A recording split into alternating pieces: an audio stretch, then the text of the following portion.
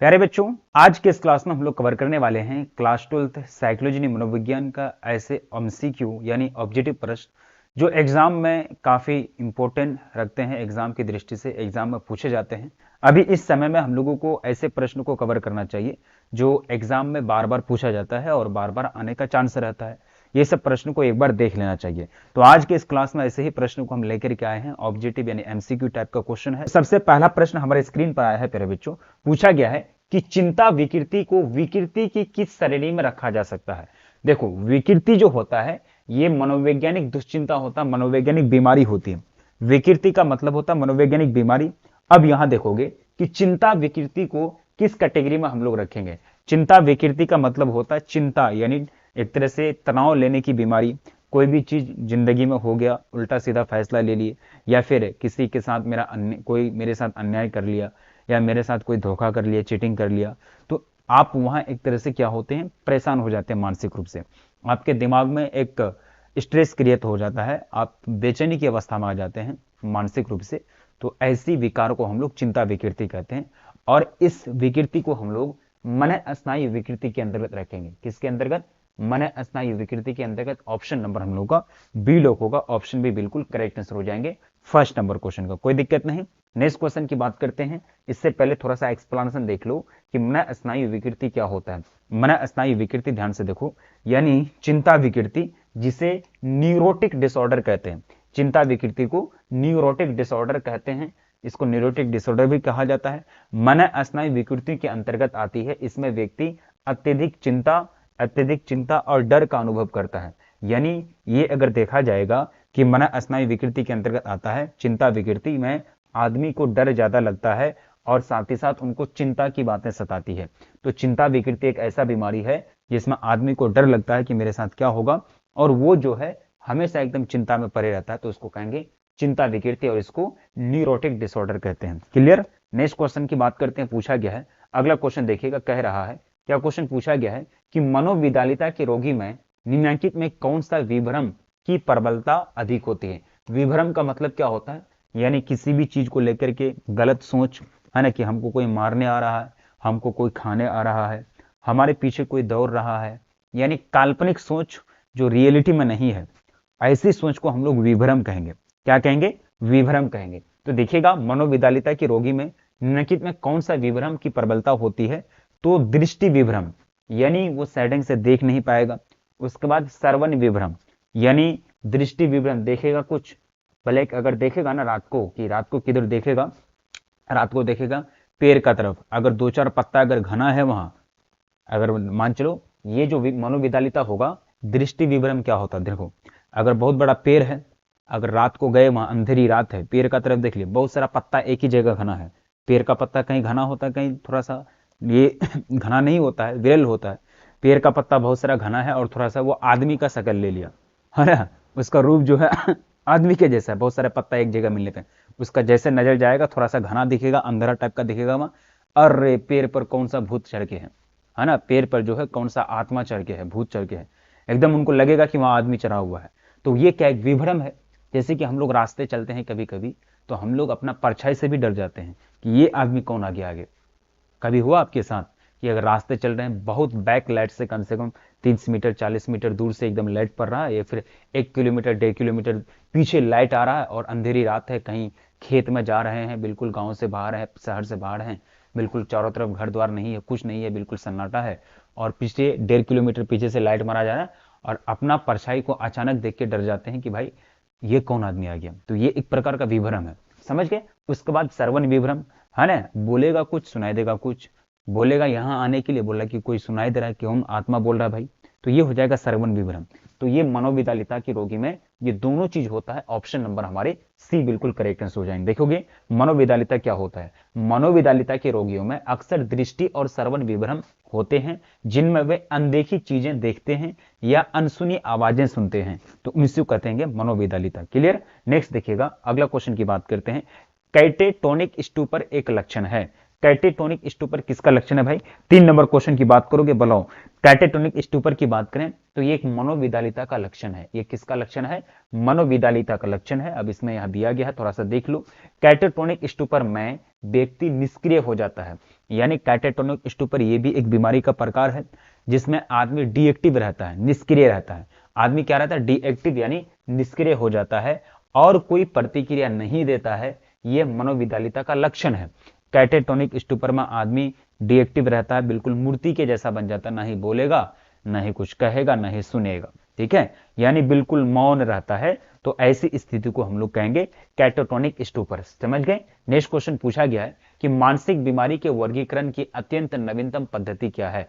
तो यहां अगर बात करेंगे, सबसे नवीनतम पद्धति DSM-4TR, ये यानी मानसिक बीमारी को क्लासिफिकेशन करने का यानी उसका वर्गीकरण करने का एक विधि है। ये चीज आप याद रखेंगे।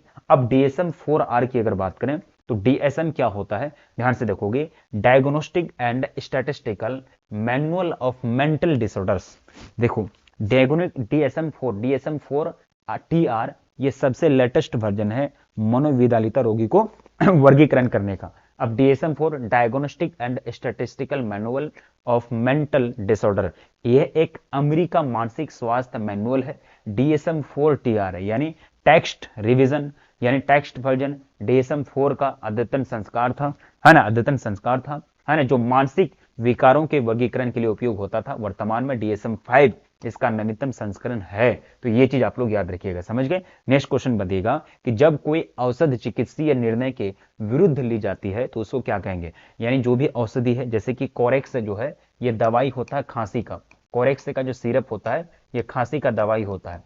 लेकिन आपको खांसी हुआ तो इस कोरेक्स के दवाई को आप 2-4 घूंट पिए, ठीक है, वो आपने सदुपयोग किया, उसको कहेंगे सदुपयोग। चाकू लेके आते हैं मार्केट से सब्जी काटने के लिए, सब्जी काट रहे हैं तो वह सदुपयोग है। लेकिन वही चाकू से किसी का मर्डर कर दीजिएगा तो वो हो जाएगा दुरुपयोग। समझ गए? तो अगर आप कोरेक्स जो खांसी का सिरप है इसको आप खांसी खत्म करने के लिए पी रहे हैं तो ये सदुपयोग है। अगर आप इसको नशा के रूप में पी रहे हैं, बिना डॉक्टर को पूछे, चिकित्सक को बिना पूछे, बिना चिकित्सा निर्णय के विरुद्ध अगर इसका प्रयोग कर रहे हैं नशा के रूप में, नशा प्राप्त करने के लिए, इसका दुरुपयोग हो गया।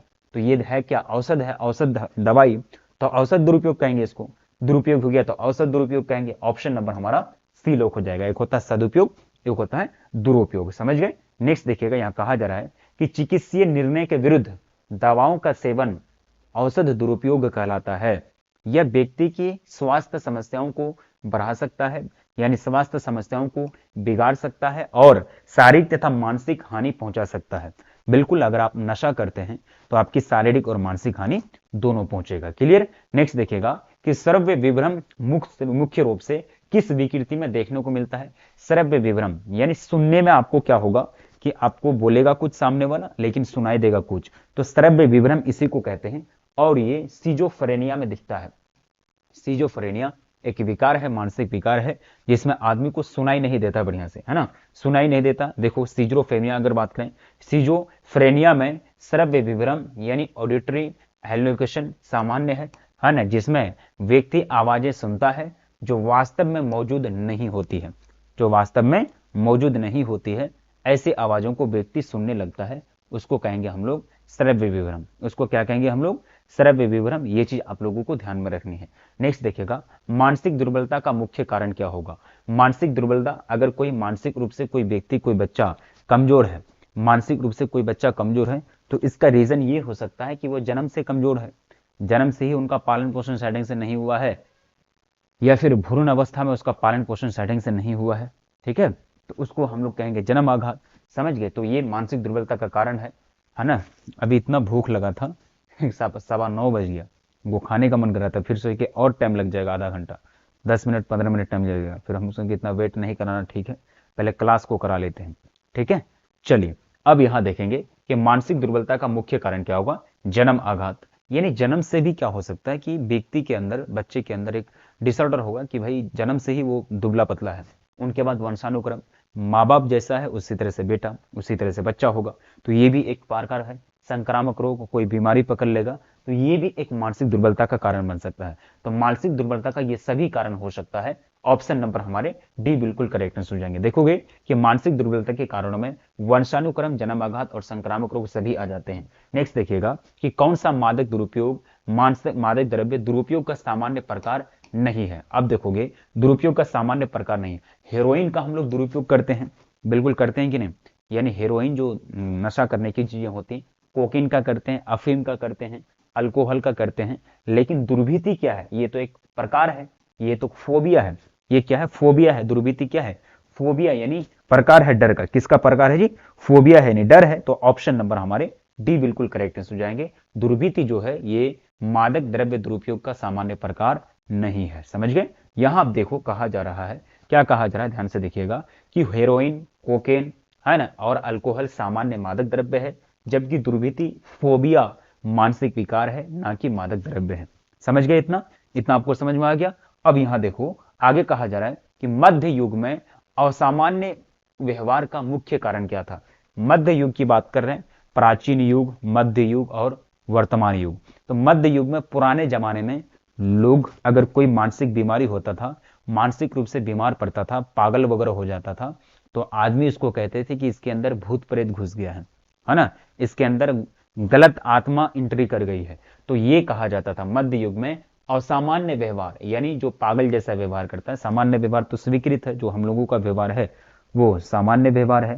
ठीक है, चलो बहुत अच्छी बात है। यहां आपको देखना है कि अगर सामान्य व्यवहार है, उसके बाद व्यक्ति के शरीर में बुरी आत्मा का प्रवेश करना।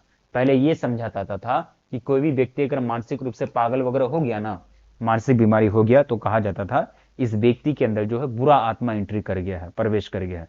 तो ये चीज समझा जाता था। ऑप्शन नंबर हम लोग का ए लोग होगा। व्यक्ति में मानसिक द्विविधता का होना, उसके बाद व्यक्ति में शारीरिक रोग का होना नहीं, तो ये हो जाएगा ऑप्शन नंबर ए। पहले समझा था कि भाई आत्मा जो है बुरा आत्मा एंट्री कर गया है। मनोचिकित्सा का उद्देश्य क्या होता है? मनोचिकित्सा का उद्देश्य है कि रचनात्मक समायोजन, यानी व्यक्ति जो है समाज में अपने आप को ढाल सके, समाज में अपने आप को चला सके, ये हो जाएगा रचनात्मक समायोजन, है ना। इसको कहेंगे हम लोग रचनात्मक समायोजन। ये मनोचिकित्सा का उद्देश्य रहता है। मनोचिकित्सा का मतलब होता है मानसिक रोगियों का इलाज करने का पद्धति को हम लोग मनोचिकित्सा कहेंगे। उसके बाद विध्वंसक समायोजन नहीं होगा, जीवन शैली के सुधार में सहायता करना, ये सभी हो जाएगा ए और सी। ऑप्शन नंबर हमारा डी बिल्कुल राइट आंसर हो जाएंगे। क्लियर? नेक्स्ट देखिएगा कि विश्व योग दिवस कब मनाया जाता है? तो 21 जून को विश्व योगा दिवस मनाते हैं, है ना। विश्व योगा दिवस जो मनाते हैं, वर्ल्ड योगा डे, हम लोग 21 जून को मनाते हैं।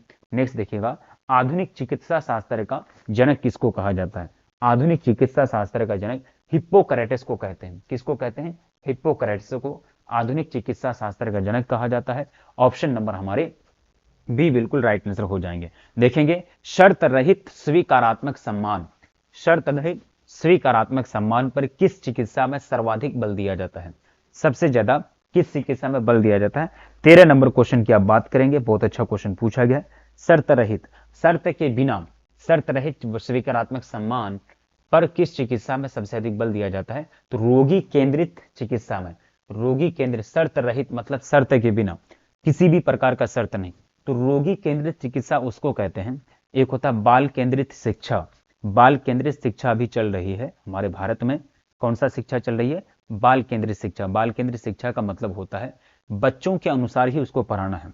बच्चे को जब पढ़ाते हैं तो बच्चों के अनुसार ही उसको पढ़ाना, अपने अनुसार नहीं। टीचर अपने अनुसार उनको होमवर्क नहीं देगा, बच्चा अपना अनुसार वो होमवर्क लेगा आपसे, टीचर से। समझ गए? उसको कहेंगे बाल केंद्रित शिक्षा। रोगी के अनुसार, रोगी के बताए गए बातों के अनुसार ही उसका इलाज करना, उसको कहेंगे रोगी केंद्रित चिकित्सा। अगर कोई पेशेंट आया तो पेशेंट को हम लोग क्या करते हैं कि उसी के अनुसार जो वो करने के लिए कहता है उसी के अनुसार उसका इलाज करेंगे, तो वो हो जाएगा रोगी केंद्रित चिकित्सा। ऑप्शन नंबर हमारा सी लॉक हो जाएगा। ठीक है, अब देखेंगे विद्युत आघात चिकित्सा को किसने विकसित किया? विद्युत आघात चिकित्सा, वेरी गुड, बहुत अच्छा आंसर क्वेश्चन पूछा गया है। तो विद्युत आघात चिकित्सा सर लेटी और बीनी के द्वारा। ऑप्शन नंबर हमारे सी लॉक हो जाएंगे। ऑप्शन सी बिल्कुल करेक्ट आंसर हो जाएगा 14 नंबर क्वेश्चन का। कोई दिक्कत? कोनो दिक्कत नहीं। नेक्स्ट देखिएगा, प्राणायाम का अर्थ क्या होता है? प्राणायाम का मतलब होता है सांस लेना और छोड़ना। सांस लेने और छोड़ने की प्रक्रिया को हम लोग प्राणायाम कहते हैं। सांस लेने और छोड़ने की प्रक्रिया को हम लोग प्राणायाम कहते हैं। ऑप्शन नंबर हम लोग का बी बिल्कुल करेक्ट आंसर हो जाएंगे। पूर्वाग्रह एक प्रकार है भाई, तो पूर्वाग्रह किसका प्रकार है? मनोवृत्ति का एक प्रकार है। पूर्वाग्रह का मतलब होता है किसी भी चीज के बारे में, किसी भी थॉट, कोई भी चीज है, कोई भी वस्तु है, कोई भी सामान्य चीज है, उसके बारे में गलत सोच अगर मन में बैठा लेते हैं तो उसको कहेंगे पूर्वाग्रह। उसको क्या कहेंगे? पूर्वाग्रह। ये चीज आप याद रखिएगा। ऑप्शन नंबर हम लोग का ए लोग का ऑप्शन है बिल्कुल करेक्ट आंसर हो जाएंगे। समझ गए। नेक्स्ट क्वेश्चन देखिएगा, पूछा गया है कि पूर्वाग्रह की सबसे बड़ी पहचान निम्नलिखित में क्या है। पूर्वाग्रह की सबसे बड़ी पहचान ये है कि वह नकारात्मक मनोवृत्ति होता है। वो क्या होता है? निगेटिव अप्रोच होता है, नकारात्मक मनोवृत्ति होता है। निगेटिव अप्रोच यानी नकारात्मक प्रवृत्ति मनोवृत्ति होता है। समझ गए। क्या होता है जी? नकारात्मक मनोवृत्ति होता है पूर्वाग्रह का सबसे बड़ी पहचान। जैसे कि एक पूर्वाग्रह का एग्जाम्पल दिया जाए कि मतलब एग्जाम्पल क्या है कि लड़कियां मैथ में कमजोर होती है, गणित में कमजोर होती है, जिसके कारण वो लोग साइंस रख लेते हैं, है ना, मतलब बायोलॉजी रख लेते हैं। और लड़के जो हैं वो समाज के सभी नियमों का निर्वहन, घर को चलाने की जिम्मेदारी लड़के पर है। ये भी चीज़ एक गलत सोच है। तो ये क्या है? एक पूर्वाग्रह, नकारात्मक पूर्वाग्रह। तो पूर्वाग्रह का एक सबसे बड़ा निशानी ये है कि वो नकारात्मक होता है। ऑप्शन नंबर हम लोग का ए लोग होगा। पर मनोवृत्ति का मतलब होता है मन में बैठाई गई धारणा को मनोवृत्ति कहेंगे। समझ गए। नेक्स्ट देखिएगा, मनोवृत्ति विकास पर किस कारक का अधिक प्रभाव पड़ता है। मनोवृत्ति विकास पर सबसे ज्यादा अगर प्रभाव पड़ता है तो वो परिवार का। जिस परिवार में आप रहेंगे उसी परिवार के जैसा आप बनेंगे। परिवार में, जिस परिवार में आप रहते हैं, तो उस परिवार में जो लोग रहेंगे, उस परिवार में जो लोग रहते हैं उसी के अनुसार आप सोचने लगेंगे, उसी के अनुसार बात करने लगेंगे। मतलब ये हुआ कि परिवार के लोग का मनोवृत्ति, उनका सोचने का तरीका, उनका बोलने का तरीका जैसा है, उसका प्रभाव बच्चे पर पड़ता है। और बच्चे का भी मनोवृत्ति का विकास परिवार के सदस्य के मनोवृत्ति के अनुसार ही होता है। तो मनोवृत्ति पर सबसे ज्यादा प्रभाव पड़ता है परिवार का। मनोवृत्ति का मतलब क्या होता है कि मानसिक, मतलब मानसिक शीलगुण को हम लोग मनोवृत्ति कहेंगे। समझ गए। नेक्स्ट देखिएगा अगला क्वेश्चन, पूर्व धारणा को दूर करने का प्रभावी तरीका क्या है। पूर्व धारणा यानी जो रूढ़िवादी धारणा है, इसको खत्म करने के लिए, इसको दूर करने के लिए सबसे बेस्ट मेथड है कि आर्थिक समानता लेके आइए, समुचित शिक्षा दीजिए और समुचित समुचित प्राथमिक सामाजिकरण कराइए। समुचित प्राथमिक सामाजिकरण कराइए। तो ये सभी के माध्यम से हम लोग क्या कर सकते हैं? हम लोग पूर्व धारणा को दूर कर सकते हैं। यानी पूर्व धारणा को दूर करने का प्रभावी उपाय यही है कि आर्थिक समानता लेके आया जाए और समुचित शिक्षा का व्यवस्था किया जाए, समुचित प्राथमिक सामाजिकरण का व्यवस्था किया जाए। तो ये सारा चीज हो जाएगा। ऑप्शन नंबर हमारे डी बिल्कुल करेक्ट आंसर हो जाएंगे। नेक्स्ट देखिएगा, स्कीमा क्या है प्यारे बच्चों? स्कीमा, अब देखोगे स्कीमा की अगर बात करें, ये आपका साइकोलॉजी का शब्द है। स्कीमा का मतलब होता मानसिक संरचना। मानसिक संरचना को हम लोग क्या कहेंगे? स्कीमा कहेंगे। समझ गए। मानसिक बनावट को, कोई भी थॉट को, कोई भी चीज को अगर आप मन में लेते हैं तो उसी मानसिक संरचना को हम लोग क्या कहेंगे? स्कीमा कहेंगे। क्लियर। नेक्स्ट देखिएगा, आगे पूछा गया है निम्नलिखित में कौन प्राथमिक समूह का उदाहरण है। तो ये देखिएगा, परिवार जो है प्यारे बच्चों, परिवार हमारा प्राथमिक समूह है, जाति हमारा प्राथमिक समूह है, धर्म हमारा प्राथमिक समूह है। बाकी खेल का मैदान, विद्यालय, वर्ग, राजनीतिक पार्टी, ये सारे द्वितीयक समूह का एग्जाम्पल है, जिसको गौण समूह और बाह्य समूह भी कहते हैं। तो प्राथमिक समूह जिसको अंतः समूह कहते हैं, परिवार हमारा क्या है? प्राथमिक समूह है। ये चीज आप लोगों को याद रखनी है। ठीक है। अब देखेंगे कौन समूह वे समूह कहलाते हैं। वे समूह, तो वे समूह बाह्य समूह को कहलाते हैं। बाह्य समूह को हम लोग क्या कहेंगे? वे समूह कहेंगे। और हम समूह जो होता है, हम अंतर समूह को हम लोग, अंतर समूह को हम लोग, अंतर समूह की बात करें, अंतर समूह को हम लोग हम समूह कहते हैं। अंतर समूह को हम समूह कहते हैं और बाह्य समूह को वे समूह कहते हैं। ठीक है। ऑप्शन नंबर हम लोग का बी लोग होगा। यानी प्राथमिक समूह को अंतर समूह कहते हैं और द्वितीयक समूह जिसको गौण समूह कहते हैं, उसका तीसरा नाम बाह्य समूह भी होता है। तो याद रखिएगा कि कौन सा समूह वे समूह है, तो बाह्य समूह आपका वे समूह हो जाएगा। क्लियर। नेक्स्ट देखिएगा, दो व्यक्तियों के समूह किस संग्रह के अंतर्गत रखा जाता है। दो व्यक्ति का जो समूह बनेगा तो उसको प्राथमिक समूह कहेंगे। 23 नंबर क्वेश्चन की अगर बात करोगे, बहुत अच्छा और सिंपल क्वेश्चन पूछा गया। चलो बिल्कुल क्लियर। तो अगर दो व्यक्ति आपस में मिलेगा तो वो जो बनेगा वहां प्राथमिक समूह का निर्माण होगा। कैसा? प्राथमिक समूह का निर्माण होगा। ऑप्शन नंबर हमारे सी बिल्कुल राइट आंसर हो जाएंगे। नेक्स्ट क्वेश्चन की बात करते हैं, समूह निर्माण की किस अवस्था में अंतर समूह द्विंदम होता है। समूह निर्माण की किस अवस्था में द्विंदम, द्विंदम का मतलब होता है लड़ाई, यानी जहां विचार अगर आपस में नहीं मिलेगा, समूह में दो व्यक्तियों के बीच विचार अगर आपस में नहीं मिलेगा तो उसको कहेंगे द्विंदम। दो समूह है, दो समूह है, समूह में दो व्यक्तियों के बीच अगर आपस में दोनों का विचार नहीं मिलता है, दोनों एक दूसरे के विचार का विरोध करते हैं, तो उसको कहेंगे अंतरा समूह द्विंदम। अंतरा समूह द्विंदम कब होता है? हो हंगामा की अवस्था में, यानी खूब हल्ला गुल्ला होगा, सभी सदस्य आपस में एक दूसरे से क्या करेंगे, बातचीत करेंगे, खूब हो हल्ला होगा। तो ऐसी स्थिति में क्या होगा, अंतर विंदम होता है, यानी दो व्यक्तियों के बीच, दो समूह के दो सदस्यों के बीच दूरियां बढ़ने लगती है, दोनों के विचार आपस में नहीं मिलने लगते हैं। लोग किस कारण से समूह से जुड़ते हैं, सुरक्षा के लिए, यानी बिल्कुल सुरक्षा प्राप्त करने के लिए। कोई भी व्यक्ति अगर किसी समूह से जुड़ जाता है तो उनका उद्देश्य रहता है कि हम सुरक्षित रहें, बहुत सारे लोग एक साथ मिलकर रहेंगे, समूह में ग्रुप में तो सुरक्षित रहेंगे, कोई बाहरी व्यक्ति कुछ कर नहीं पाएगा। उसके बाद स्टेटस कमाने के लिए, स्टेटस का मतलब क्या होता है, स्टेटस का मतलब होता है, स्टेटस का क्या मतलब होता है कि आप पढ़ाएंगे, या भी जो भी चीज है, इज्जत कमाने के लिए, स्टेटस कमाने के लिए, आत्मसम्मान यानी सेल्फ रिस्पेक्ट कमाने के लिए, तो ये सारी चीज की जाती है। आप लोग कोई भी समूह का हिस्सा बनते हैं सुरक्षा, स्टेटस और आत्मसम्मान के लिए, तो यहां जो राइट आंसर हो जाएगा ऑप्शन नंबर 1 डी बिल्कुल करेक्ट आंसर हो जाएगा। क्लियर। नेक्स्ट क्वेश्चन की बात करते हैं। पूछा गया है कि निम्नलिखित में से कौन प्राथमिक समूह नहीं है। अब यह एग्जाम्पल दोगे कि प्राथमिक समूह परिवार, चाहे संयुक्त परिवार हो या फिर एकल परिवार हो, वो सारे आपके किसके एग्जाम्पल हैं, वो आपके प्राथमिक समूह का एग्जाम्पल है। परिवार आपका एकांकी परिवार हो या फिर संयुक्त परिवार हो, वो परिवार हमेशा किस में आएगा, प्राथमिक समूह में आएगा। धर्म की बात करें, धर्म आपका प्राथमिक समूह है, जाति आपका प्राथमिक समूह है, ये सारी चीज आपकी प्राथमिक समूह है। लेकिन घर से बाहर अगर जाते हैं, राजनीतिक पार्टी, विद्यालय, ये सारे आपके द्वितीयक समूह है, तो ऑप्शन नंबर हम लोग का ए लोग होगा, ये द्वितीयक समूह है, ये प्राथमिक समूह नहीं होगा। ठीक है, ऑप्शन ए बिल्कुल राइट आंसर हो जाएंगे। क्लियर। नेक्स्ट देखिएगा, आगे क्वेश्चन की बात करते हैं। सड़क, बांध आदि उदाहरण है। देखिए, प्राकृतिक पर्यावरण की बात करें, पहाड़, पठार, नदी, मैदान, जो प्रकृति का देन है, उससे जो पर्यावरण का निर्माण हुआ है, तो वह प्राकृतिक पर्यावरण है। उसके बाद की अगर बात करें, मानव के द्वारा जो भी जनरेट किए गए हैं, सड़क, पहाड़, पठार, फूल, नदी, नदी तो नहीं, तालाब हो गए, जो भी बनाए गए हैं वो मानव निर्मित में आएगा। तो यहां देखो, सड़क और बांध किसने बनाया, मानव ने बनाया, तो ये मानव निर्मित पर्यावरण का हिस्सा है। ऑप्शन बी बिल्कुल करेक्ट आंसर हो जाएंगे। अब एक चीज बताओ, वायुमंडल में कितना प्रतिशत क्या पाया जाता है। आपको हम पूछते हैं सबसे ज्यादा वायुमंडल में क्या पाया जाता है, तो सबसे ज्यादा वायुमंडल में नाइट्रोजन पाया जाता है, जिसकी मात्रा 78% होती है। उसके बाद ऑक्सीजन पाया जाता है, जिसकी मात्रा 21% लगभग होती है। उसके बाद अगर देखा जाए, है ना, उसके बाद अगर देखा जाए, हाँ, 78% नाइट्रोजन तथा 21%, है ना, 78% नाइट्रोजन, 21%।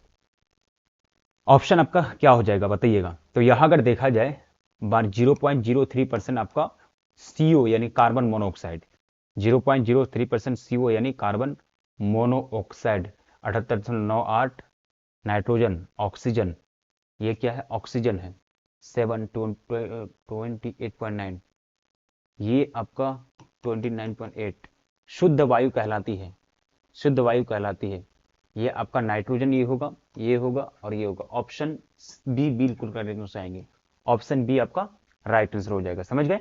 नेक्स्ट देखिएगा, पूछा गया 5 जून को हम लोग क्या मनाते हैं, 5 जून को हम लोग विश्व पर्यावरण दिवस मनाते हैं। क्या मनाते हैं, विश्व पर्यावरण दिवस, वर्ल्ड एनवायरमेंट डे मनाते हैं। क्या मनाते हैं जी, वर्ल्ड एनवायरमेंट डे। कोई दिक्कत नहीं, सारी चीज समझ में आ रही है।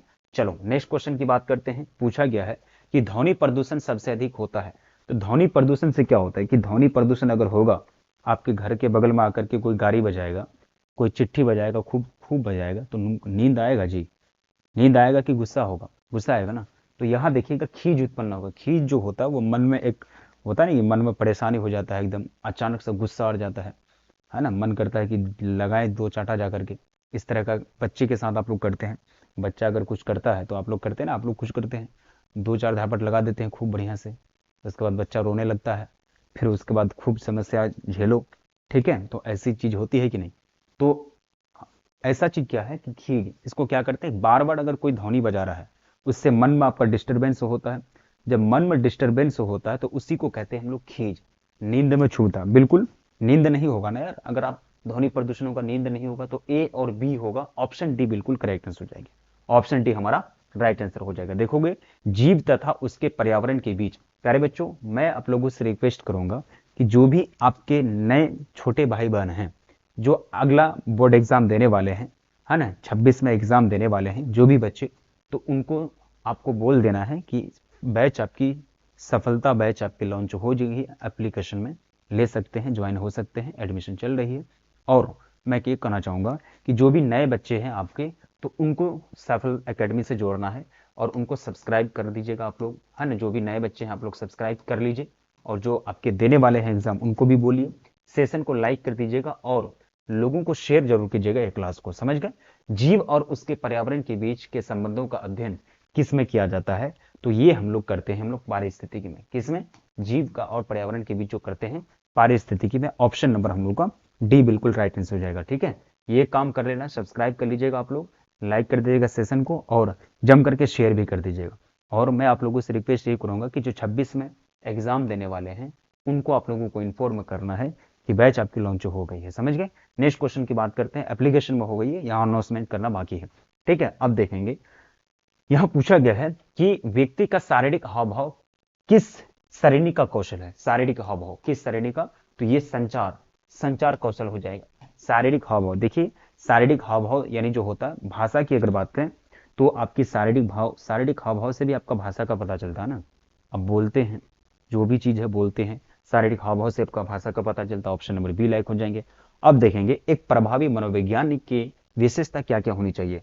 अगर कोई मनोवैज्ञानिक प्रभावी रूप से बनेगा तो उसके अंदर सामर्थ्य होनी चाहिए। सामर्थ्य का मतलब होता है किसी भी चीज को लेकर के सोच जो होता है उसको कहेंगे सामर्थ्य, क्लियर। उसके बाद वैज्ञानिक मानसिकता होनी चाहिए, एकदम बिल्कुल वेल्ड माइंड होना चाहिए। उसके बाद उत्तरदायित्व का बोध होना चाहिए, जिम्मेदारी का निर्वहन करने की क्षमता होनी चाहिए।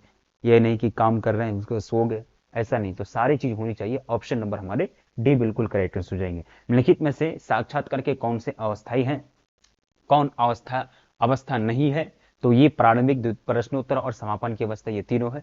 ये नहीं होगा, ऑप्शन नंबर हमारे डी बिल्कुल करेक्टनेस हो जाएंगे। ये साक्षात्कार के तीन स्टेज होते हैं। इंटरव्यू के कितने स्टेज होते हैं भाई?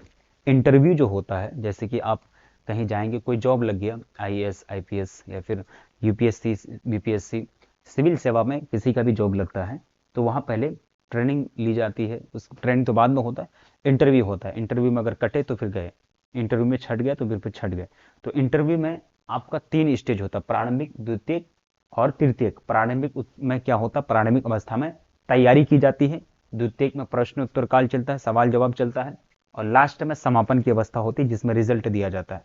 तो ये तीनों अवस्थाएं ऑप्शन डी हो जाएंगे, जो संबंध की अवस्था इसमें नहीं होती है। निम्नलिखित में से कौन संचार का तत्व नहीं है?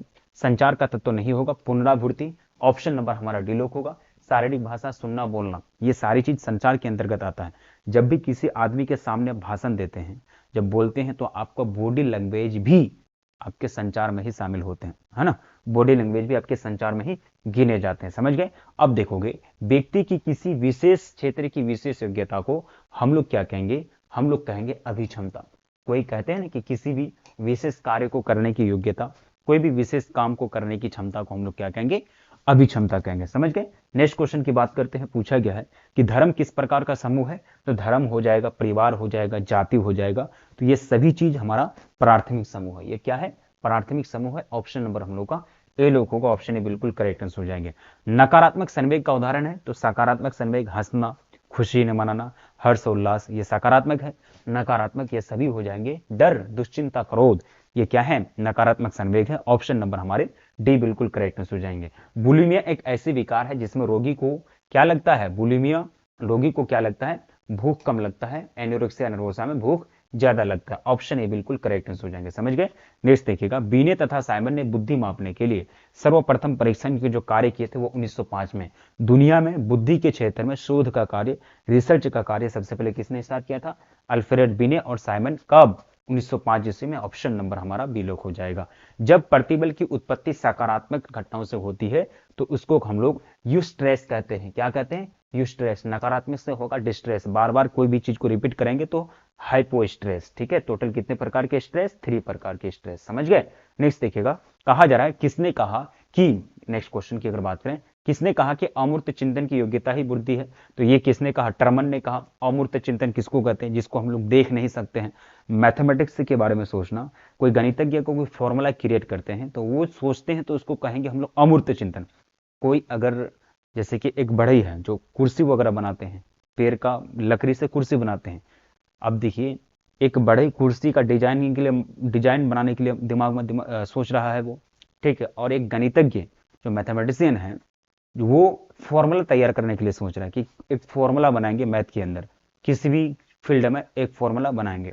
ठीक है, तो दोनों का सोचने का अलग तरीका है, सोच तो रहा दोनों, लेकिन भौतिक रूप किसको दिया जा सकता है, यानी बढ़ई जो कुर्सी के बारे में सोच रहा है उसको भौतिक रूप दिया जा सकता है, उसके सोच को आकार दिया जा सकता है, वो कुर्सी बनाया जा सकता है, लेकिन क्या फॉर्मूला को दिखाया जा सकता है क्या आदमी को? नहीं ना, वो तो लिखा जाएगा, वो मन में होगा। ठीक है, तो वो हो जाएगा अमूर्त। और ये जो होगा अमूर्त चिंतन की ही क्या है, टर्मन ने कहा अमूर्त चिंतन की योग्यता ही क्या है, बुद्धि है। समझ गए? तो ये सारी चीज आप लोगों को याद रखनी है। क्लियर? नेक्स्ट क्वेश्चन की बात करते हैं, किसने बुद्धि का त्रितत्व सिद्धांत दिया था? तो स्टर्नबर्ग ने दिया था। नेक्स्ट क्वेश्चन, संवेग पद का प्रतिपादन किसने किया? तो संवेगिक बुद्धि। सानवेगिक बुद्धि किसको कहते हैं भाई? देखो, इमोशनल इंटेलिजेंस, इसको क्या कहते हैं? Emotional intelligence. अब देखोगे, सानवेगिक बुद्धि अगर रहेगा ना तो हम अपने इमोशंस को समझ पाएंगे, दूसरे को भी समझ पाएंगे, दूसरे का इमोशंस, और दो व्यक्ति के बीच जो संवेग का जो अंतर है उसको भी समझ पाएंगे। तो ये जो दिया था सेलेब और मैगर के द्वारा दिया गया था, ये चीज आप याद रखेंगे। निम्नलिखित में से कौन सा कथन सही है? बुद्धि लब्धि बुद्धि का सूचक होता है, ये स्टेटमेंट बिल्कुल राइट है। बुद्धि लब्धि जितना ज्यादा होगा उतना ज्यादा व्यक्ति का बुद्धि होता है, ऑप्शन नंबर ए लोक हो जाएगा। निम्नलिखित में कौन मनोवैज्ञानिक दबाव का स्रोत नहीं है? तो देखोगे, मनोवैज्ञानिक दबाव, ये देखिएगा सामाजिक दबाव एक दबाव का प्रकार है, ना कि स्रोत है।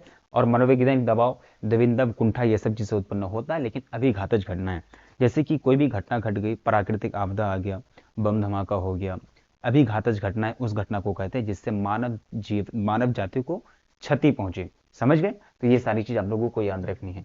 प्रतिबल का नकारात्मक पहलू क्या है भाई? तो प्रतिबल का नकारात्मक पहलू को हम लोग डिस्ट्रेस कहते हैं। फ्राइड के अनुसार मन का आकारात्मक मॉडल को हम लोग क्या कहते हैं? अवचेतन कहते हैं। मन का आकारात्मक मॉडल क्या होता है? अवचेतन होता है, इस चीज को याद रखिएगा। समझ गए?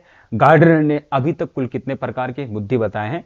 तो टोटल 8 प्रकार के बुद्धि बताए हैं। कितने जी? टोटल 8 प्रकार की बुद्धि बताए हैं, ये चीज आप लोग याद रखिएगा। समझ गए? नेक्स्ट क्वेश्चन की बात करते हैं, प्रतिबल के विपरीत अवस्था को हम लोग क्या कहेंगे? शिथिलीकरण। प्रतिबल की जो विपरीत अवस्था है उसी को हम लोग क्या कहेंगे? शिथिलीकरण। ऑप्शन नंबर हम लोग का बी बिल्कुल करेक्ट आंसर हो जाएगा। प्यारे बच्चों, इस क्लास को करने से आपको क्या फायदा हुआ? कि आपको कुछ थोड़ा बहुत भी समझ में आया कि नहीं आया? अब आपको क्या करना है, आप जो भी नए बच्चे हैं तो आप लोग सेशन को लाइक करके फटाफट शेयर कर दीजिएगा, जो आपके साइकोलॉजी रखे हैं जो बच्चे। और साथ ही साथ मैं ये कहूंगा कि आप लोग कमेंट सेक्शन में फीडबैक देंगे, लाइव चैट में नहीं, कमेंट सेक्शन में अपना कमेंट करके बताएंगे आप लोगों को कैसा लगा क्लास। और ये चीज आप लोगों को करना है। टोटल 50 क्वेश्चन थे इसके अंतर्गत और 50 क्वेश्चन को कवर कर लिया गया। सारी चीज को आपको याद रखनी है और उम्मीद है कि आपको अच्छा तरह से समझ में आ गया होगा। तो क्लास कैसी लगी कमेंट सेक्शन में आपको फीडबैक देना है, कमेंट करके बताना कि ठीक है सर समझ में आ गई, अगर नहीं आई वो भी बोलना है ताकि अगली क्लास में इसको सुधारा जा सके। ठीक है, thank you so much, love you to all. Class में जुड़ने के लिए love you to all, thank you.